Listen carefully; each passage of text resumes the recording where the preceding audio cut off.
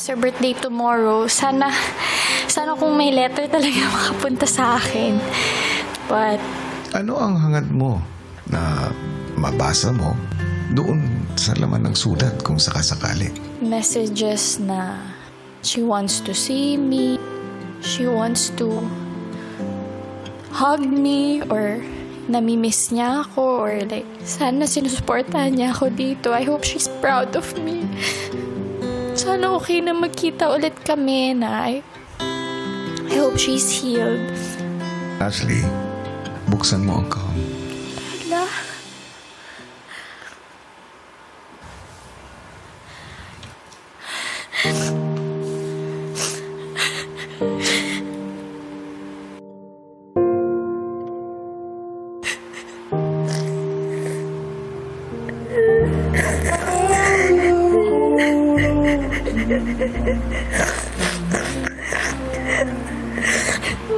Kuya. Dear Ashley, matagal na kitang pinatawad. Matagal na rin akong nag-aantay sa'yo. Tandaan mo, mahal na mahal kita. Kayong mga anak ko, ginagawa ko lahat para sa inyo. Kaya ganyan ako ka-strict at maalaga.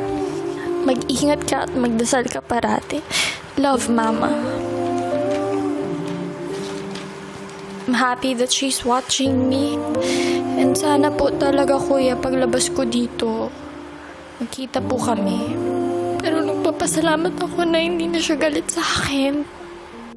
I know it is a lot to take. At marahil, kailangan mo talaga ng oras para intindihin ang mga ito. Hangad ko na ito ang magiging hudyat ng muling pagbubukas ng daan tungo sa muli ninyong pag-uusap ng iyong ina. At sa huli ay mangibabaw ang pagmamahal ninyo sa isa't isa. Kuya, salamat.